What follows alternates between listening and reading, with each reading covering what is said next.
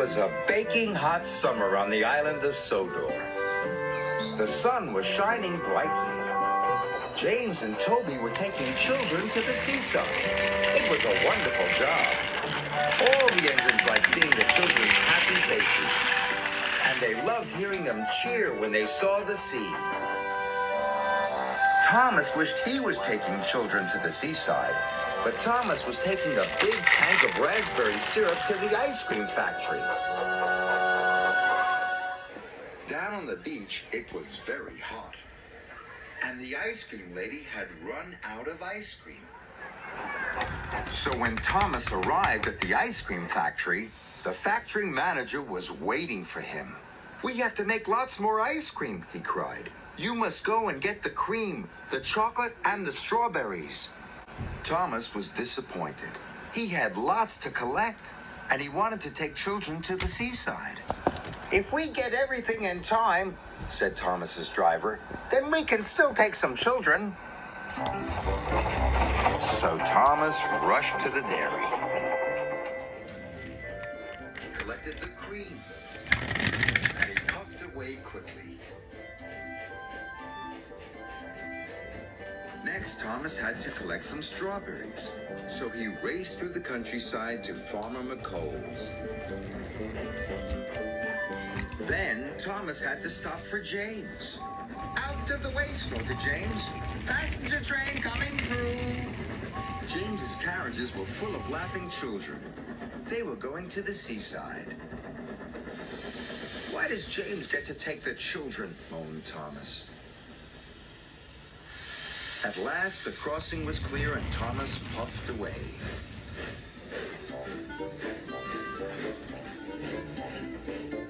"If I'm quick, I can still take some of the children," he puffed.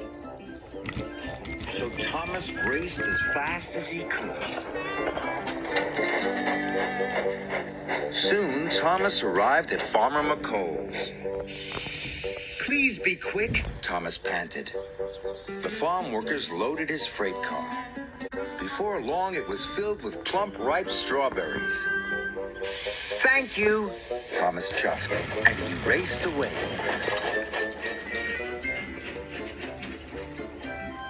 Next, he had to go to the chocolate factory. Thomas hurried through the baking sun.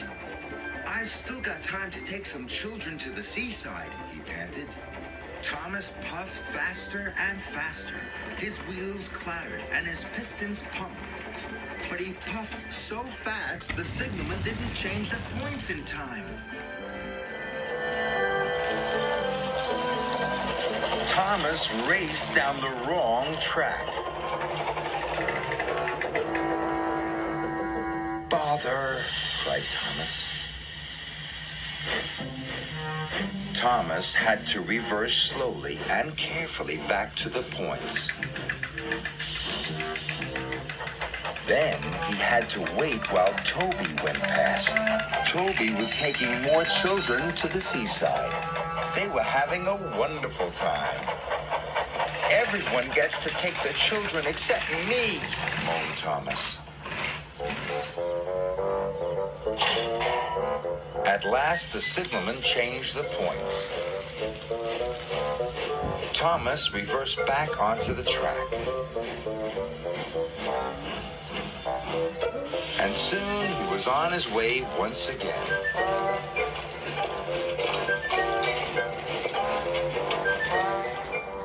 When Thomas arrived at the chocolate factory, it was getting late. "Hurry up," cried Thomas. "If I'm quick, I might still get to take some children." The workmen loaded Thomas's freight car as fast as they could. It was soon filled with heaps of chocolatey cocoa powder. Thomas was ready to go, but the shunters hadn't released the brakes on the freight cars. Thomas pulled as hard as he could, but the freight cars wouldn't move. "I have to hurry," puffed Thomas.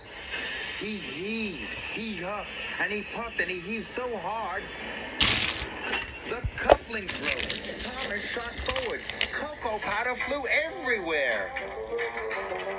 "Now I'll never get to take the children," puffed Thomas.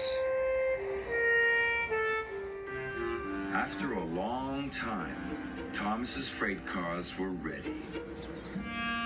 The yard manager had released the brakes, and Thomas chuffed carefully out of the yard.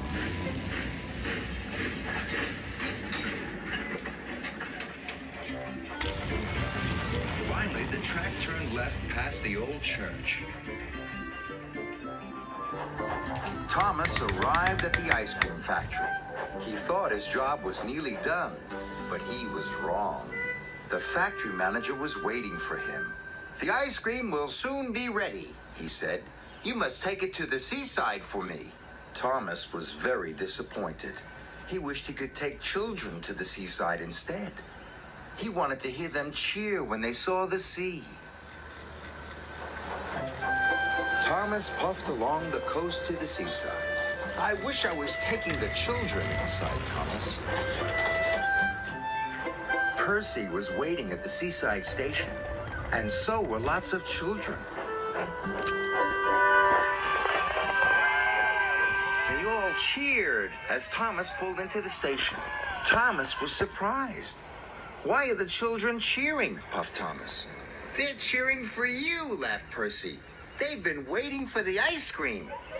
The children were delighted to see Thomas and delighted to eat the ice cream.